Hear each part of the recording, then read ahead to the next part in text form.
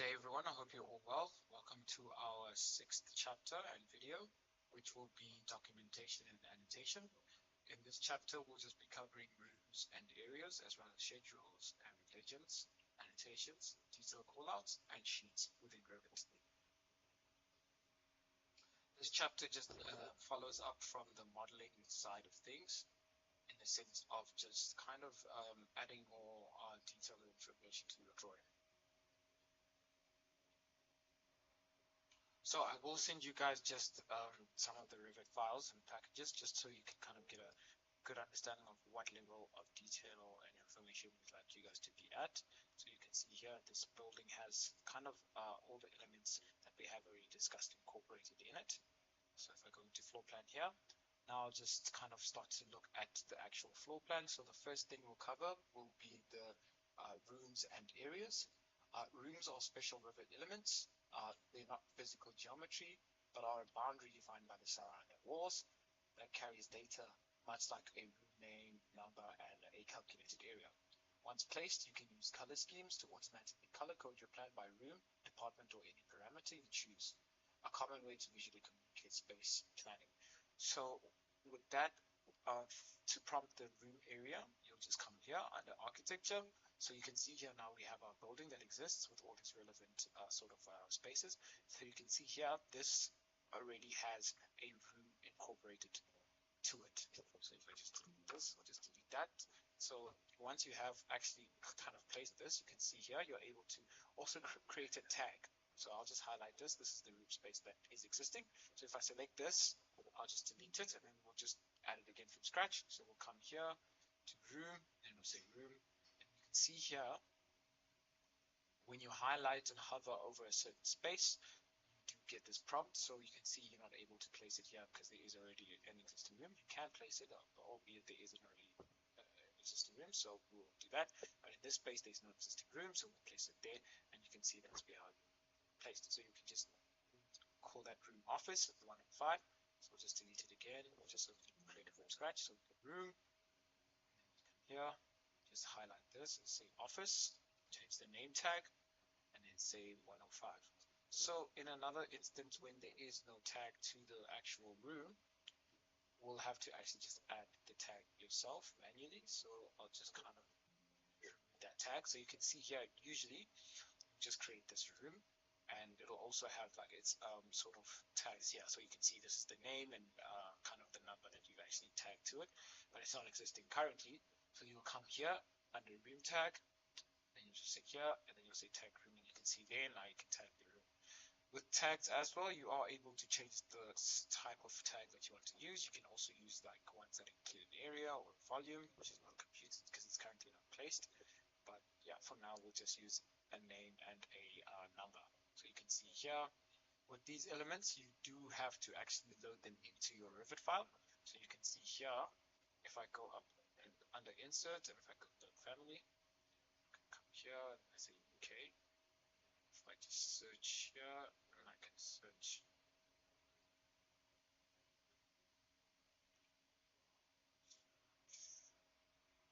annotation, say architectural. You can see here, these are some of the types of elements that you can actually kind of bring into Revit to kind of assist you. So these are also considered family types. So if I come here, yeah, usually that's where you'll find the tag element. So yeah, just keep that in mind. You can also add a color scheme. So the color scheme you find here under architecture, and then you'll come here and just drop down room and area, and then say here color scheme. So you can actually start adding this here. Color scheme entry. So entry 1. So here, so okay. You can actually start associating these color schemes accordingly. Yeah, I'll just have to change here. So yeah, once you have that in place, so if you come here to color scheme, you actually just turn this on. You can see here, room, say your name, say okay, okay again, then you can come here, color scheme, and then you just change this to rooms, because that's the color scheme you wanted to follow. Say name, and you can see here, these rooms have already got colors associated to them. You can see this is a breakfast room, office, hall, etc. Say apply. You can see what happens is that this color scheme actually changes it. So this is useful just in terms of just when you are developing a plan, just to get an easier view on what it is that you are looking at. So you can see here, these are the relevant colors that you can kind of pick. You can also change these. So if I come here to the room area again, color scheme, I can actually change the color in the space here. Just come down, say the red, for example. Change that to now. Say okay. You can see that that color changes. So I'll just undo that. Turn it back. So yeah, just keep that in mind. A good workflow is to first create the actual area and then attach each sort of room and name to the area, and then also the number, and then thereafter you create a color scheme to match. Also to keep in mind is the room separator. So there is sometimes some instances where you will need to use this. So if I'll just create this separately.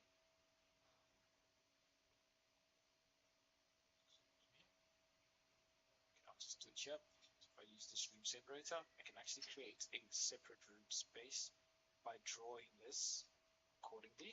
So if I do that, you can see now what's happened is that this room now is kind of being treated as a separate room space because of the room separator that I've created. So just keep in mind also the visualization of the room separator. You can actually just change that in terms of a line type selection. So you can see here, now that this is created, I can actually create a room within the actual room space that I would like to add. So I can say here, and then I can say here, I can just click this and say void space. Just say okay, and yeah, there you go. Another thing to keep in mind is also like with numbering, the numbers tend to be sequential, so they do kind of follow one after the other. Once you created that and you've actually created your room separators and all your other elements, you can come to this space here under the annotate to actually add the colorful legend. So you select the colorful legend there, and you just bring that down, and you can see that this automatically matches to what it is that you have here. So for example, elevator and breakfast room are the same color here. So you can also adjust this here accordingly. So if I select this, also edit scheme, and whatever colors you change will automatically change within this space as well as the room legend that you have created. So yeah, that's just good practice to keep in mind and note of. The next thing now that we will talk about is the schedules. So schedules are usually used as a tabular spreadsheet style list of element types in your model, which pull directly from the element's properties. Because it's reading live data from the model, a schedule updates automatically the moment you change something. If you move a wall, a room schedule square footage updates on its own, and if you change a door's manufacturer, a door schedule reflects it immediately.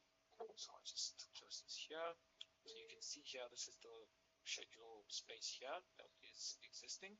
So we can create here, say new, and let's say we want to create a schedule for a door. Here. And then now, what you'll do first, just to be precise, you'll select here.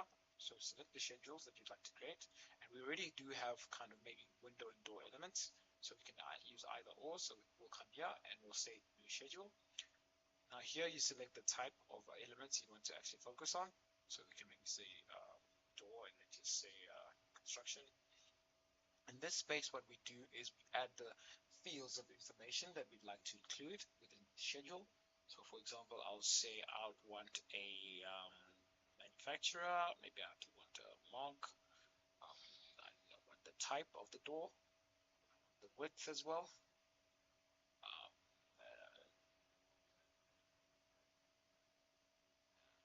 say cost, perhaps which won't actually be existing, and I'll say okay. And you can see here what's happened is that it's actually created a schedule of all the information and doors that we have in place. There are a few standard types of schedules or quantities, which lists elements and then properties, such as a door schedule, key schedules, which lets you define standard types once, like room finish types, Apply them by key rather than re-entering data each time, and material takeoffs, which break elements down by the actual materials used, which are useful for estimating. So usually with our field of work as architects, we tend to use a rather this schedule quantities as opposed to the material takeoff. This, I believe, tends to be more so for the quantity surveyors if they are kind of trying to quantify how much a material will cost. So I'll just bring this here. So if I open a sheet, I just want you guys to know this is how we also open sheets. So with this, you want to drag and drop the schedule in the sheet space. So select the sheet, say new sheet, I'll say none, and then I'll select the door schedule. I won't have to select it, so I can just close this down. Once I'm in my sheet space, I can just drag and drop. Then I drop my schedule there, and you can see this is the schedule that we have developed and created. Sorry for that. I'll just go back and create another schedule. This will be based on the rooms. So if I click here, I'll say new schedule. I'll say rooms. Select this. Say OK. New construction, and then I'll say the elements I want to include in this room space is the area, name, number, volume, room, occupancy. So select maybe perhaps floor finish, wall finish, and the ceiling finish. So these are things that you can kind of add and remove. You are also able to just remove it if you'd like. You can see here this button here, remove it, and this button will add it. And then I'll say OK. Now that's created our room schedule. You can now adjust the schedule here. You can see once you create a schedule, it lands up here under the schedules and quantity space. So I'll just name this updated schedule. I say OK. And you can see this is the room types that we have created. So you can also adjust these elements. Of course, you can't adjust the area as that is predefined by the kind of how big the space is. So you can change the name, etc., as well as the number. Once you've created that, you can go into your sheet space. So I'll just close this again. Once I'm in my sheet space, I can just drag and drop the schedule. You can see this is where my schedule kind of can also be added to. And once you've dragged and dropped something inside your sheet, you'll see that it's going to indicate that it is dragged and dropped in a sheet space. So to create your actual also door schedules that you'd like to add, you can just create a legend. So we can maybe name this say door, and we can just leave that skill like that. It's fine. And in this space, what you'll start to do is you'll kind of create a table of your own choosing, which is a custom table. Create this here. Once you've done that here, ZA, and once you're in this space, you are able to just kind of select going down in the families. So you can see here, this is like the families that are existing that you've created. Every time you add a family, it does end up falling in this space, and you can kind of just again, drag and drop each family. So you can see here, what you're starting to do is you're starting to build your actual schedule, your door schedule. So I'll just drag and drop this. So yeah, this is just the way in which you do approach this methodology when you're adding your door schedules. So yeah, you'll come here into legend, right click the legend, and then you'll say new legend. Once you've created that, you can rename that. Once you've done that, you can also just drag and drop, drag it again. And to change the format of this, you can actually just yeah, the version you used will also affect this. So when you do want to change the view of this, you'll come here, and to actually add, like say you want the front view version of the same door, you'll come to annotate on the component, you select that, and then you say legend component, go here, view direction, and then you'll say front, and you can see here, you can just drag and drop the front view of that door. So here, I'll just draw this across. So you can obviously start building this more and actually just kind of add more information to your schedule as much as you want. So it is important to keep that in mind. So you can see here, I've started to build my legend. Just draw this here. And for the last thing, I'll just add this flush. Just add this here. It's there. I go here, component. See, drag and drop, and I select the type of door that I want to add, and the view I'd want. So I'll say here. You can see here that's my door. So I'll just drag this down just to give it more space. You can see here you start making it look professional, and yeah, however you would like it to look like. The amount of information you'd like to add to this is really dependent on you and how much information you do actually possess on hand regarding the family and material through the manufacturers and the suppliers. So I'll just create this here. So for this, I'll just come here, say ZA, just to an extent. So I'll just create this, select this, select legend, say front. Select this type is the component, is the door single pane. So just keep that in mind.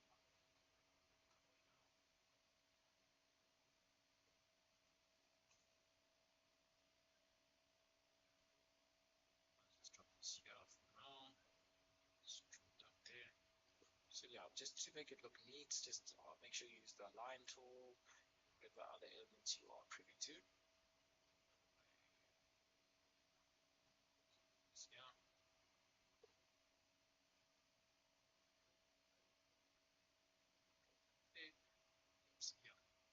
Perfect. Okay, just align that there. And now once you have this information, you are able to kind of just also adjust and add text to the space. So you can just see here, you can see I'll change my font. Change my font here just because it's a bit too big. You can see here, say. So yeah, I won't do this to the fullest of its capability, but just keep this in mind when you are starting to develop this. So once you have done that, you can see now we do have our actual door schedule, which will have our numbers and values. So if we go here to sheets, if I go here, sorry, just go here to sheets, name sheets. Yeah, this is where we've added our door schedule or room schedule, for example. I'll just add now the door scheme, which is the kind of number information of our doors. Now, see that's there, and then we can add and drop our legend here, and you can see this is now our legend.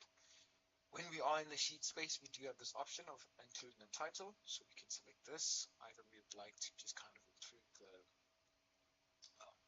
view sheet itself, or we can also remove the title in this space here. Yeah, perfect. And you can also just change the name here as well. So yeah, this is exactly how you would kind of start to approach the idea of creating a door schedule, and then adding information such as mark type, description, height, etc. So I'll just show you guys exactly what more or less you will need to develop. So you can see here, just using the schedules and legends, just kind of creating a door schedule as well as a numbered schedule with the relevant information pertaining to that door specifically. As well, prior to that, you'll also just need to complete the sort of plan view in terms of just incorporating the legend and color scheme, as well as area type, area space, etc.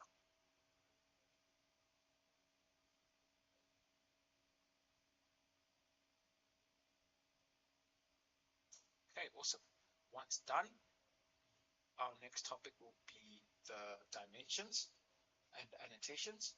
So dimensions come in a few varieties. There are linear for straight line measurements, as well as angular for measuring an angle between two reference lines, radial for measuring the radius of a curve, and diameter for the full diameter. A quick tip, you can switch a linear dimensions reference point between a wall's face and its center, which matters for accuracy depending on your office standards. So dimension tool can be found here and annotate.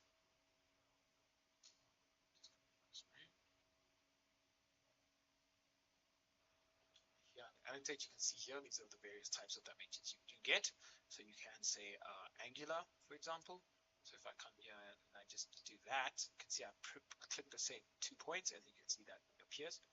Another version of way of dimensioning is the angled. It's a linear one. So you can see here, if I start doing those dimensions here, that now appears. And it really depends on what you want to dimension. So you can tab through and select specifics as to what it is you want to dimension. So you can see how to do that. And on top of that, you can also just edit your dimension types and how they look. So you can see here, if you edit this, you can also just kind of start adding opaque, underline, the height, distance, whether or not you want a line that kind of shows where the dimension is at, the type of dimension that you'd like to change.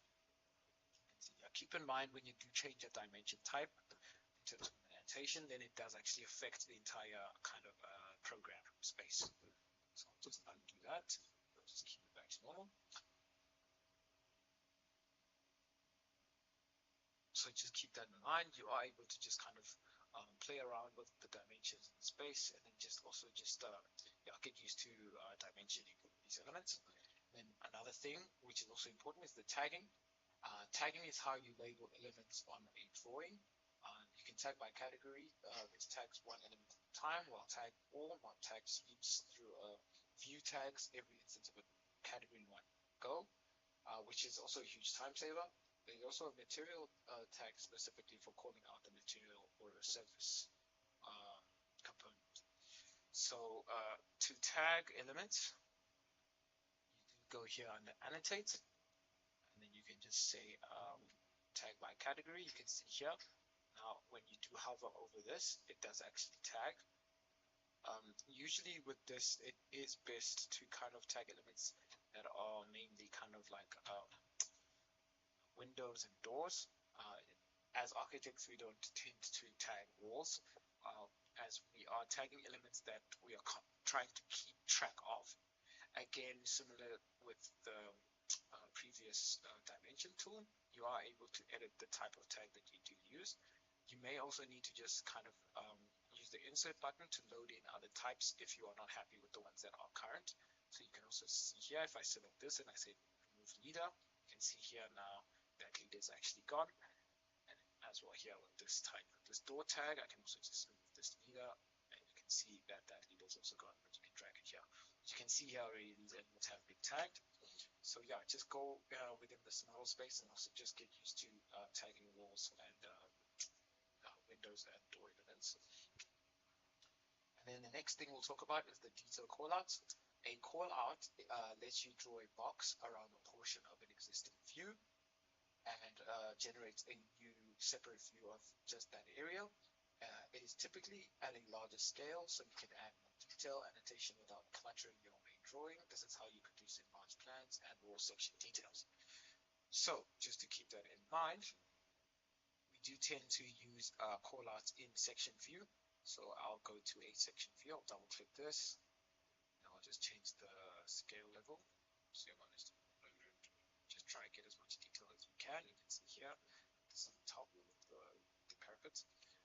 So you can see here, we'll leave it like that.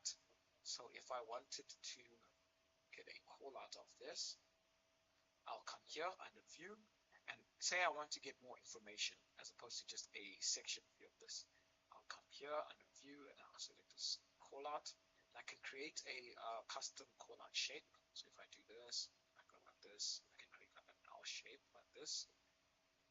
That's okay. If I double click that, you can see now what it's done is it's taken me to the call out view. This is the space that you can kind of start to add more elements to it.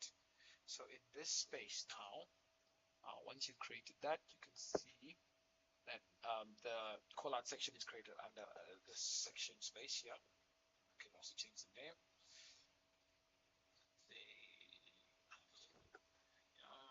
Top.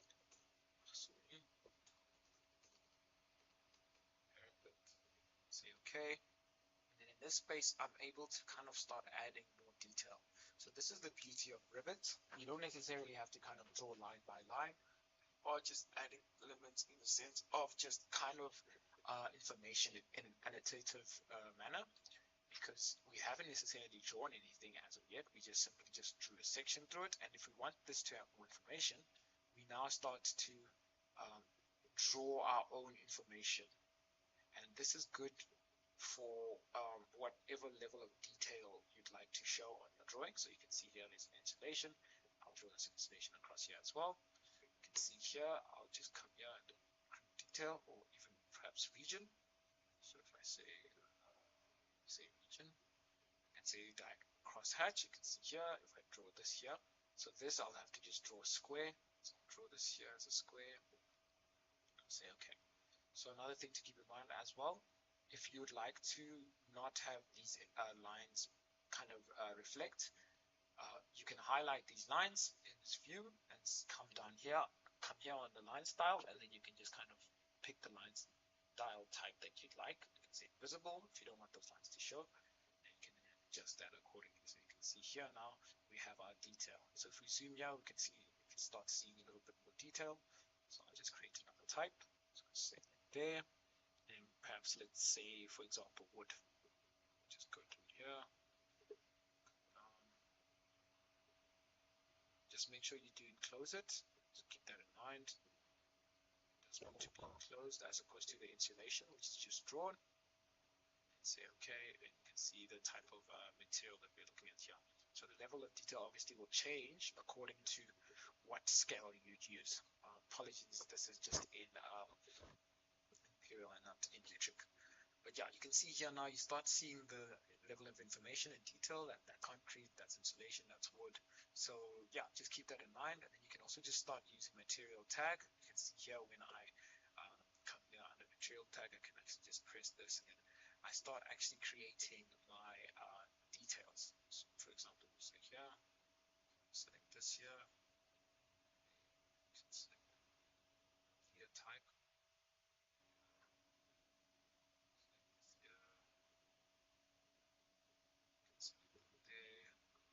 See now we start building our actual section, and then once we've done this and we're happy with how it looks, we can come into our sheet, which is unnamed here currently, and then we can actually just drop our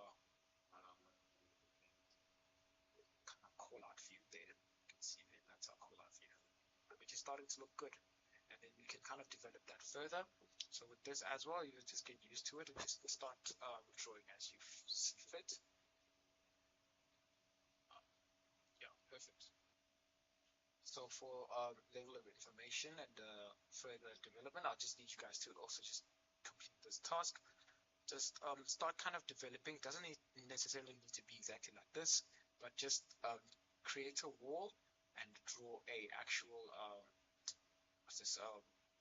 place a door inside the wall, as well as maybe perhaps a window.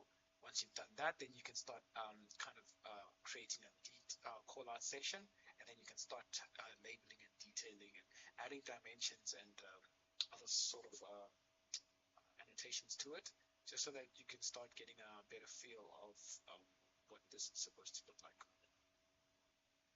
Just to keep in mind, when you are in a sheet view, and if you'd like to enter the actual kind of section or whatever element or drawing element you've added to the sheet, you'll have to just double click. You can see when I hover over it, I'm able to select across. So I'm currently still in my sheet view, but if I would like to enter the space, I can select this. I can right click onto it, and then I can also just say file view or go to view. If not, I can just double click the space, and then I'll be inside the view itself. So I can say okay. So yeah, this is just good practice. You can also remove that. That's the actual boundary which we've created, the L shape. Just click that, remove that.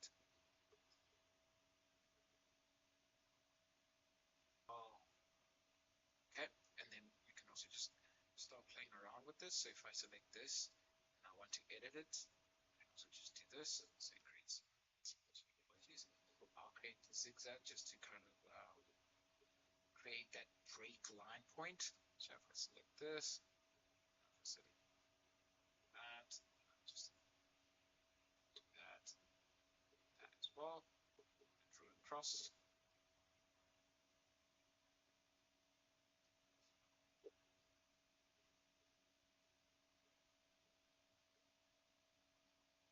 yeah, you can just play around with that. Just to summarize, a detail callout. A callout lets you draw a box around a portion of an existing view and generate a new separate view of just that area at a larger scale. This allows you to add more detail, annotations without cluttering your main drawing. And then finally with sheets, um, this is kind of a space that also where you are ready to export your drawings. You start to build your drawings and compact them in a certain space. So I'll just open a different model. I think it will be easier to see. This is a different model now. Let's close all my windows. So this button closes all the windows except one of each. Just to keep that in mind, that's a cross. So I'll come here into sheet. Just going to open a new one that's a bit more complete. So these are the kind of templates that you can kind of use to add into your project. So these are obviously custom, so it'll really depend on what you have available to you. I'll say okay. Just create a new one. Sorry, this one's not that detailed.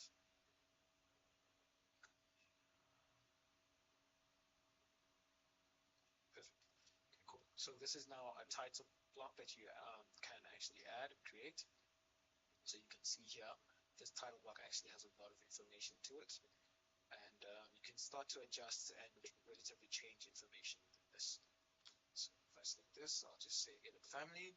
I'm going to edit family. So if I do that, I can now add this title block to our existing project. So I'll just add it now there. You can see here, this family is now entered our project that we're developing. I'll just drop it there. So I'll just remove the schedules now, and I'll add what we have created here, which is this, and also the callout. On top of that, within the sheet space, what it means is it's equivalent to a physical page in your construction document set. To create one, you go to, like I said, View, Tab, and just choose a sheet, and then select the title block. So you can see here as well. Another way to create it is just to kind of right click on the sheet and then just create new. This usually incorporates your firm's standard border with project information, which is prevalent in that project. Once the sheet exists, you drag views and schedules onto it from the project browser, which is this space here, as I was showing before. So you can just do here, Buildathon 3D. Sorry, I'm still closing this down. Save that. So the sheet again. Just here. So for example, our floor plan, the basement is here. You can see now. Perfect.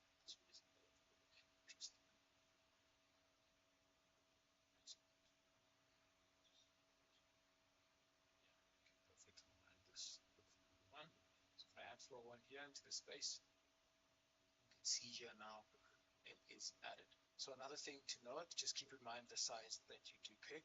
This is obviously A4, so it's not able to kind of house all the information that we do have in the space, but that is something that you can kind of adjust in terms of the size of the actual title block.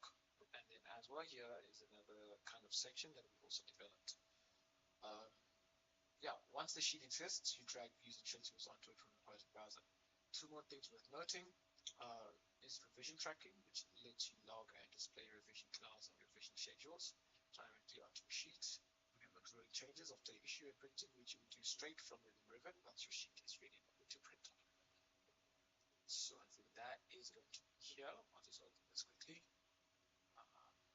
So this is another way to also print schedules. So if you come up here at the views, to that, annotate. Okay, so just use the revision cloud. This is just also good for when we are doing drawing development. Just as the drawing develops, then we actually add this revision cloud to kind of highlight what information still needs to be revised. Okay, and that is essentially our documentation and annotation, which is chapter 6. So I'll just need you guys to also just open this model type that I will add and send to you guys. From there, you'll just also have to just play around and just, you can see this is kind of like the end goal of what we are trying to achieve, just adding sheets, adding sort of plans and sections onto your sheet and adjusting accordingly. From there, you can actually also just note that, and also just play around with the other elements that we previously mentioned and discussed, which is the view legend and the schedules, annotations, and detail callouts. So thank you so much, guys, for attending. I'll see you in the last session, which will be the basics of family Revit creation.